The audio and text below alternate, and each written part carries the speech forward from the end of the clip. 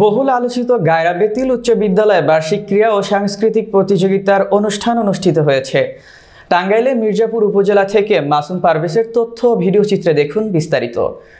বহুল আলোচিত নানান আয়োজনের মধ্যে দিয়ে মির্জাপুর উপজেলার বাসতৈল ইউনিয়নে ঐতিহ্যবাহী গায়রা বেতিল উচ্চ বিদ্যালয়ে বার্ষিক ক্রীড়া ও সাংস্কৃতিক প্রতিযোগিতা, গীতিকাব্য, ডিসপ্লে ও পুরস্কার বিতরণী অনুষ্ঠান অনুষ্ঠিত হয়েছে। বুধ বৃহস্পতিবার 19-20 ফেব্রুয়ারি 2 দিনব্যাপী বিদ্যালয় প্রাঙ্গণে এই অনুষ্ঠান অনুষ্ঠিত হয়েছে। অনুষ্ঠানে দিনব্যাপী ক্রীড়া প্রতিযোগিতা, কবিতা আবৃত্তি, গান, নৃত্য, গীতিকাব্য, ডিসপ্লে প্রতিযোগিতা অনুষ্ঠিত হয়েছে।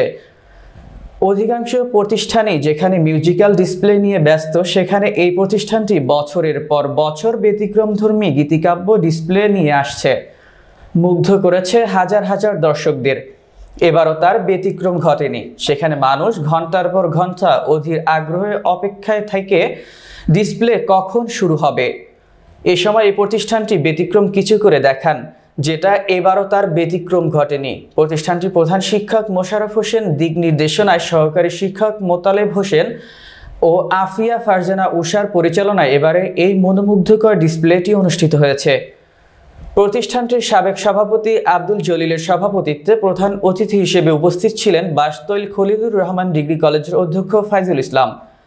এছাড়াও উপস্থিত ছিলেন উপজেলা মাধ্যমিক শিক্ষক সমিতির অন্তর্বর্তীকালীন কমিটির সভাপতি আতিকুর রহমান, বাসতৈল ইউনিয়ন বিএনপির যুগ্ম সম্পাদক সফি শিকদার, ইউনিয়ন যুবদলের সাধারণ সম্পাদক আশরাফুল ইসলাম আক্কাস, ইউনিয়ন স্বেচ্ছাসেবক দলের সাধারণ সম্পাদক দেলোয়ার হোসেন দীপু, আজগানা ইউনিয়ন পরিষদের সদস্য বিদ্যুৎ হোসেন, ইউনিয়ন ছাত্রদলের সহ সভাপতি জুনায়েদ আহমেদ রানা সহ প্রমুখ।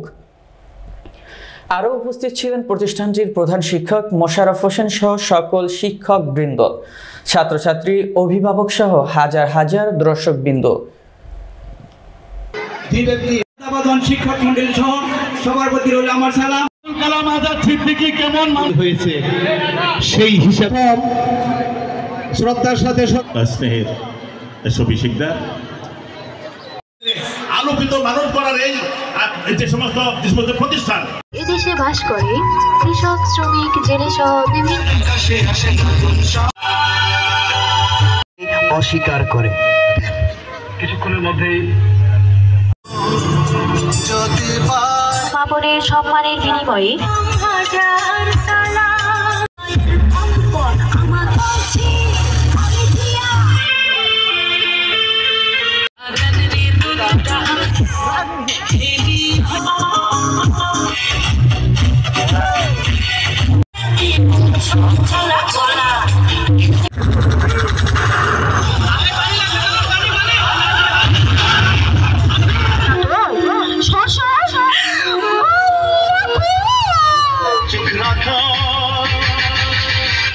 স্বাধীন দেশে